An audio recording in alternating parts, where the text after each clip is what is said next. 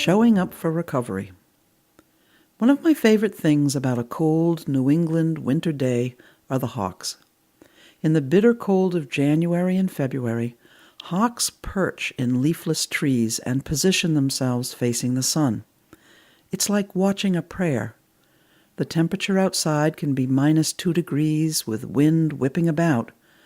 But there they are, and they perch and they face the sun, still like sentinels, unmoving, unwavering, feathers fluffed. They show up and soak in whatever light and heat is available. And I've also noticed that these hawks will perch that way even when the sun is clouded over. Even on a cloudy day, they show up in hope and wait upon whatever sunlight may or may not appear. Those of us who are recovering have a lot to learn from hawks in winter. Just like the hawks teach us, recovery means getting up and positioning ourselves in hope, facing the light, even on days where the outlook may be dark or cloudy. Recovery means showing up each and every day in hope.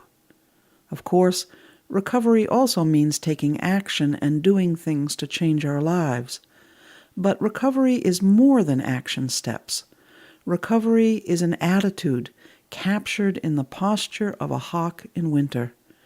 Recovery is an attitude, a stance, and a way of accepting and embracing the day's challenges. Just like hawks don't control the weather, we don't control everything that will happen in our day.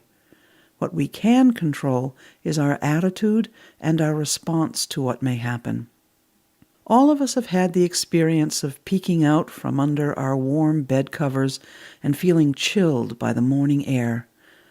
On some days, all we want to do is to pull those covers back over our heads and slip back into the oblivion of sleep. Wouldn't it be great if all we had to do to recover was lie safely under the covers and wait for psychiatric medicine to cure us? But of course, that's a fantasy. Recovery is not a passive process of getting cured.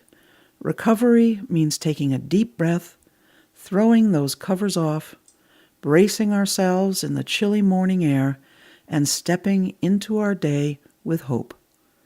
We can't predict everything that will happen in the day. It might be a joyful day. It might be a boring day. It might be a day of tough symptoms and pain.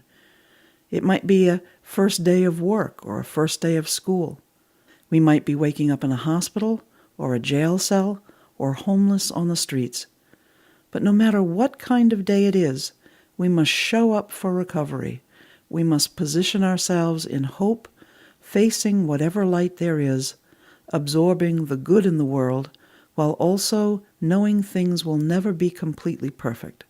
But if we show up for recovery each day with an attitude of determined hope, then slowly, imperceptibly, our lives do get better.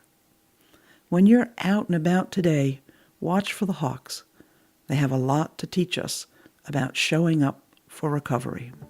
This is Pat Deegan. Thanks for listening.